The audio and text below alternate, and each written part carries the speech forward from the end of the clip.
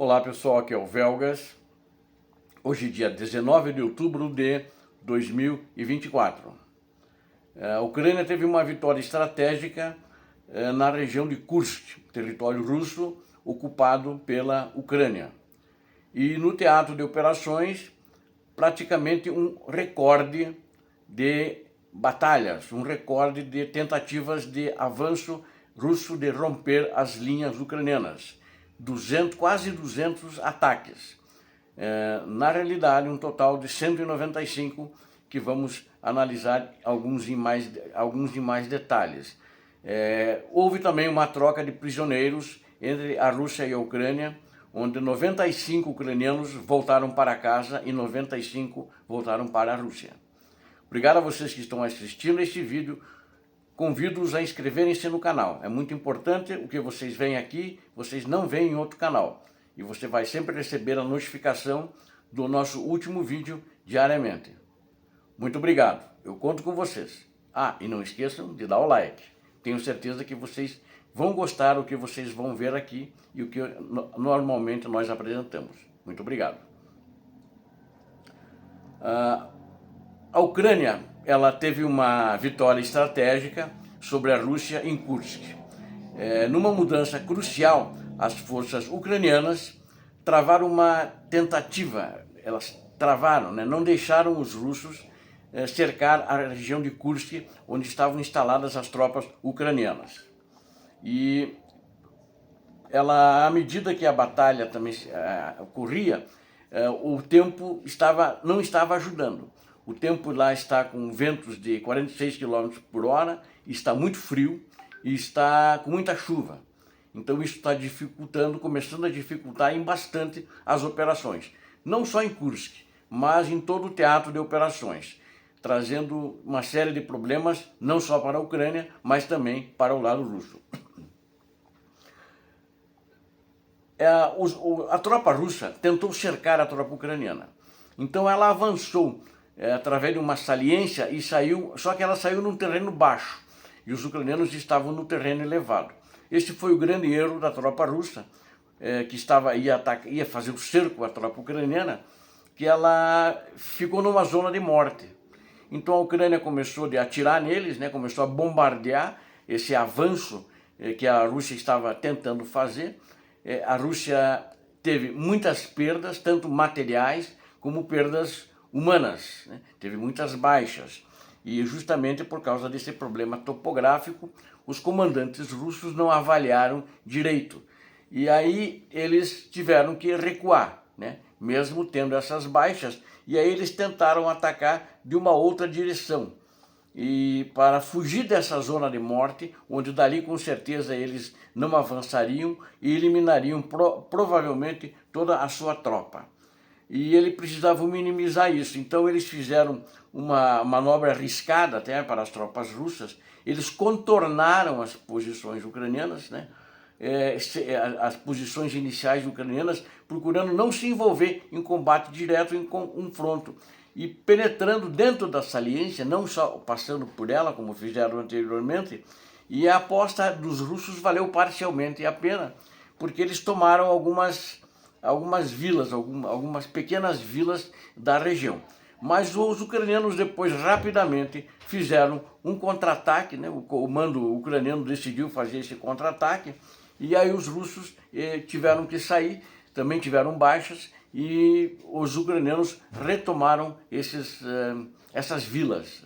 E é importante reconhecer a região de Korenevo, onde eles estavam, e que ali hoje está, naquela região, a Rússia instalou um grande centro logístico, porque eles estavam com 30 mil soldados, hoje estão com 50 mil soldados na região.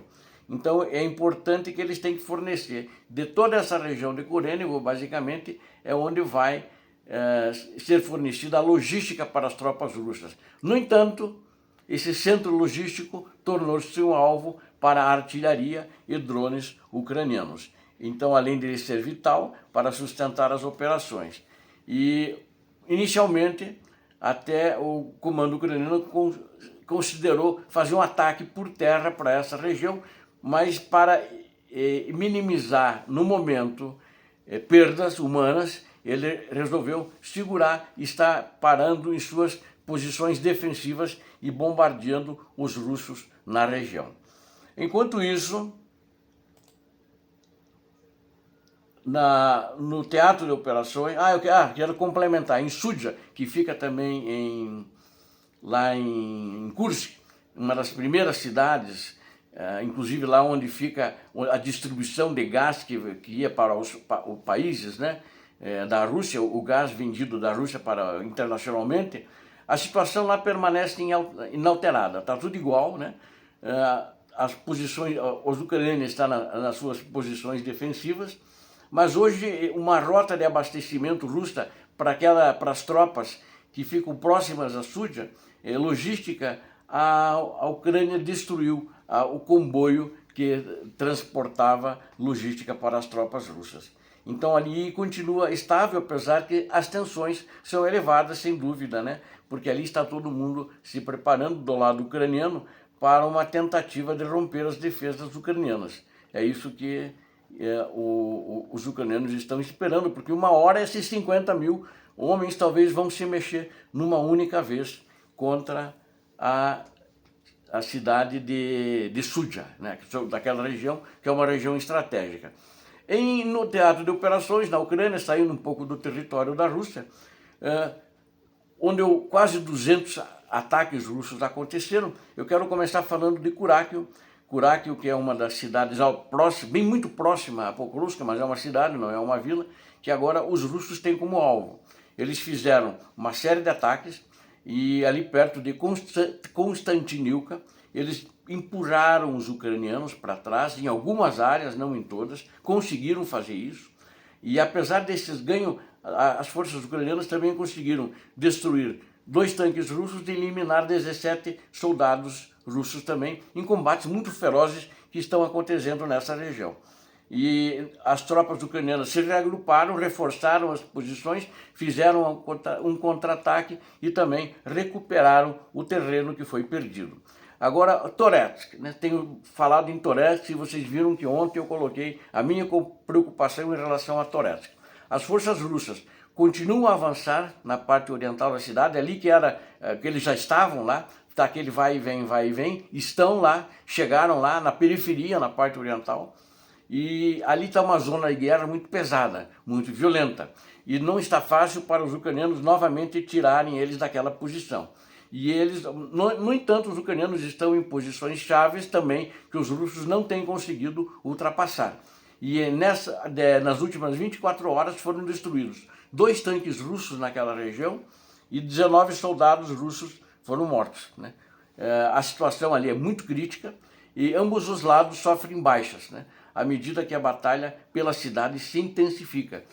O grande receio é que aquele negócio de tentando ali, eles acabem furando esse bloqueio nessa região.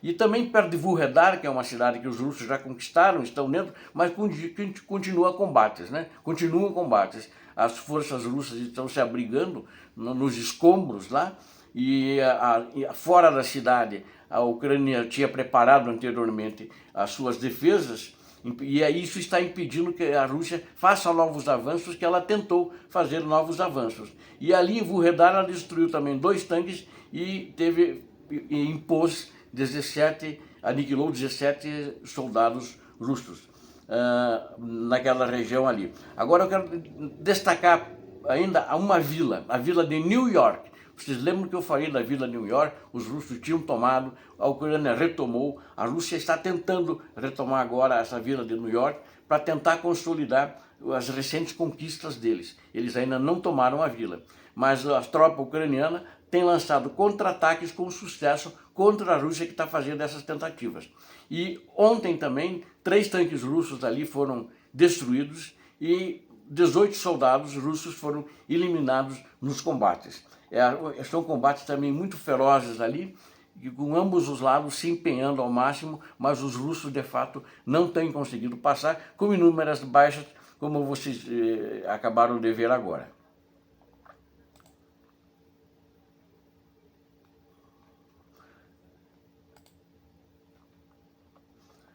Então, desde o início do dia, 195, né, como eu falei no início, 195 confrontos, batalhas violentas aconteceram. Aconteceram a maioria em Kurákio e Pokrovsk também. Notaram que eu não falei de Pokrovsk porque não está tão intenso como em outras regiões. Deixou de ser intenso, apesar do número de batalhas em Pokrovsk também ter sido alto, elevado, né? Isso desde o início do dia. Os russos atacaram lá ontem 34 vezes, né? Nas vilas de Romanivka, Selidovo, Promene, Mikhailivka, e são as principais vilas que eles atacaram. E agora vocês vejam só, é bastante 34 ataques. Agora, em Kurákio, que eu relatei agora anteriormente, propositadamente, antes, eles fizeram 55 tentativas. 55 tentativas. Então eles estão tentando agora pegar a cidade menor para daí, a partir dali, seguir em direção a Pokrovsk. E um outro fato que eu quero relatar é que houve uma troca de prisioneiros que foram devolvidos para casa, né? Então a Ucrânia devolve nessa troca para os russos 95 prisioneiros e os russos devolveram 95. Estavam prisioneiros ainda desde o começo da guerra, do primeiro ano, que estavam defendendo ainda Mariupol, que estavam defendendo aquela Azovstal, aquela metalúrgica de grande porte que os russos destruíram. Então aqueles que se entregaram lá, mas tem ainda muito mais prisioneiros que gradativamente deverão ser trocados e vão voltar para casa sem nenhuma dúvida nenhuma. Inclusive foi a surpresa para a Ucrânia que a Rússia devolveu até alguns que tinham sido condenados sem fazer crime, mas por estarem defendendo, por fazerem parte apenas da Brigada Azov. Pessoas eles deram prisão perpétua, deram 30 anos, 28 de prisão para eles. Até agora já foram devolvidas 3.767 pessoas para a Ucrânia e para o lado russo também. E essa é a troca de número 58 desde o início da guerra. Obrigado a vocês que assistiram a este vídeo. Conto com você, inscreva-se no canal. Aqui você vê aqui, você não vê em outros canais, tenha certeza disso. E muitas vezes nem na mídia tradicional. Deus abençoe a vocês, Deus abençoe a Ucrânia, Deus abençoe o Brasil. Paz e bem, paz para toda a humanidade.